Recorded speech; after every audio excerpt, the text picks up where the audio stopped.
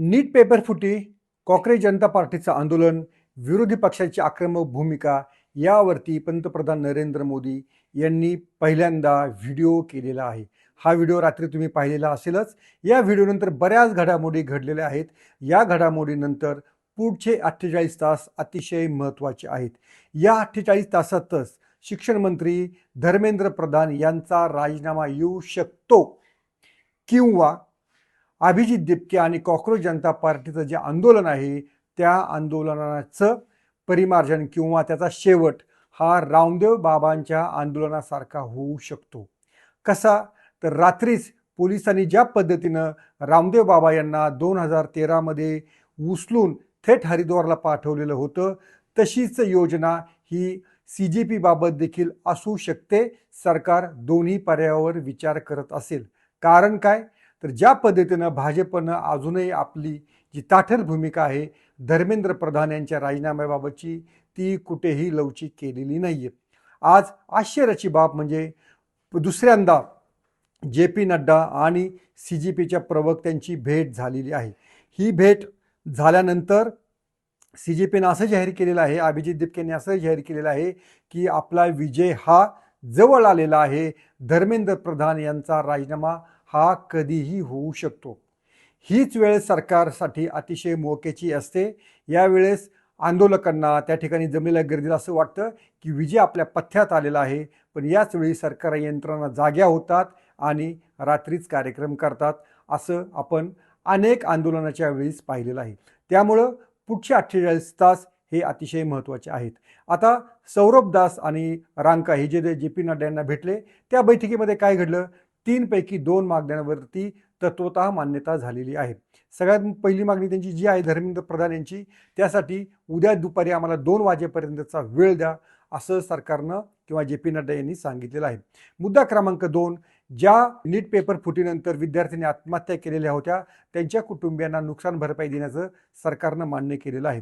मागणी क्रमांक 3, ज्यांच्यावरती या आंदोलनादरम्यान गुन्हे दाखल झालेले आहेत, दिल्लीमध्ये पोलिसांनी लाठीमार केलेला होता, विद्यार्थी आक्रमक झालेले होते, त्यामुळं अनेक विद्यार्थ्यांवरती गुन्हे दाखल होऊ शकतात आणि त्याचा मोठा धोका त्यांना पुढच्या त्यांच्या करिअरसाठी होऊ शकतो. तो धोका जर टाळायचा असेल तर त्यांच्यावरचे गुन्हे मागे घेणं अतिशय गरजेचं आहे. ती मागणी देखील सरकारनं मान्य केलेली आहे. आणखीन काय झालेलं आहे तर कॅबिनेटच्याच बैठक होऊन पेपर फुटीबाबतचा अतिशय मोठा निर्णय झालेला आहे. पेपर फुटीबाबत कठोरात कठोर 10 वर्षांची शिक्षा करण्याचा कायदा हा आता संसद पुढच्या आठवड्यामध्ये मंजूर करू शकेल. दुसरीकडे राहुल गांधी देखील आक्रमक झालेले आहेत. विरोधकांनी आजही संसद चालू दिलेली नाहीये. त्यामुळं भाजपची दुहेरी कुंडी आहे. त्यांना रस्त्यावरच्या लढाईशी देखील सामना करायचा आहे, विरोधकांशी संसदेमध्ये लढाई करायची आहे. आतापर्यंत भाजपनं काय काय केलेलं आहे, 50% यश मिळवलेलं आहे. आपण म्हटलं होतं की सोनम वांगचुक यांचं उपोषण सोडवण्यामध्ये भाजपला यश आल्यानंतर त्यांचा विश्वास वाढला आहे. त्यांना असं वाटतं आहे की वांगचुक यांचं उपोषण मागे घेतल्याने या आंदोलनाचा एक नैतिक जो चेहरा आहे, ज्या चेहऱ्यामुळे एवढी सगळी गर्दी जमलेली होती, हा चेहरा आपण आंदोलनातनं लुप्त केलेला आहे, आंदोलनातनं गायब केलेला आहे असं भाजपला वाटत आहे. त्यामुळंच त्यांनी आता विद्यार्थ्यांशी पुन्हा चर्चा केलेली आहे. पण अशी चर्चा सुरू असताना अनेक सरकारं अनेकदा या चर्चा करणाऱ्यांना, आंदोलन करणाऱ्यांना कोंडीत पकडत असतात. मला वाटतं तीच मोमेंट आता या CJPच्या आंदोलनामध्ये आलेली आहे. पण हे जे आंदोलन आहे हे जेन झीचं आंदोलन आहे, तरुणांचं आंदोलन आहे. याचे पडसाद काय उमटू शकतात हे याची सरकारला गंभीरतेनं जाणीव झालेली असावी.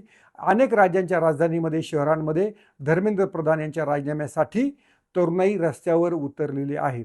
जर जंतर मंतरवरच्या तरुणांना सरकारनं फसवलं, रामदेव बाबांसारखं अचानक रात्रीचा छापा टाकून त्यांना गुंडळण्याचा प्रयत्न केला तर ही रस्त्यावरची तरुणाई अधिक आक्रमक होऊ शकते. वेगवेगळ्या शहरांमध्ये, त्यातही भाजप शासित राज्यांमध्ये आंदोलन उग्र स्वरूप घेऊ शकतं असं देखील सरकारला वाटत आहे. पण याचा सारा आढावा मला वाटतं गोपनीयरित्या आता सरकार घेत असावं. त्यामुळं पुढचे 48 तास, त्यातही उद्या दुपारी 2 वाजेपर्यंतची वेळ अतिशय महत्त्वाची आहे. अभिजित दिपके यांच्या 3ही मागण्या पूर्ण होणार का, धर्मेंद्र प्रधान यांचा राजीनामा येणार का, की सरकार जबरदस्तीनं, कठोरतेनं हे आंदोलन तोडून काढणार, याचीच आता प्रतीक्षा आहे. जाता जाता आणखीन एक महत्त्वाची गोष्ट आहे, उद्या शनिवार आणि परवा रविवार आहे. या दोन्ही दिवशी तरुणांना सुट्टी असते, कॉलेजेस बंद असतात, जे नोकऱ्यांवरती असतात त्यांना देखील सुट्टी असते. त्यामुळं आंदोलनाच्या ठिकाणी मोठी गर्दी होण्याचा धोका हा सरकारला शनिवारी आणि रविवारी जाणवत आहे. त्यामुळेच उद्या दुपारी 2 पर्यंतचा वेळ सरकारनं मागून घेतलेला आहे. बघूया पुढचे काही तास हे आंदोलनासाठी, धर्मेंद्र प्रधान यांच्या राजीनाम्यासाठी आणि मोदी सरकारसाठी महत्त्वाचे आहेत. पाहत राहा लेट्सअप मराठी.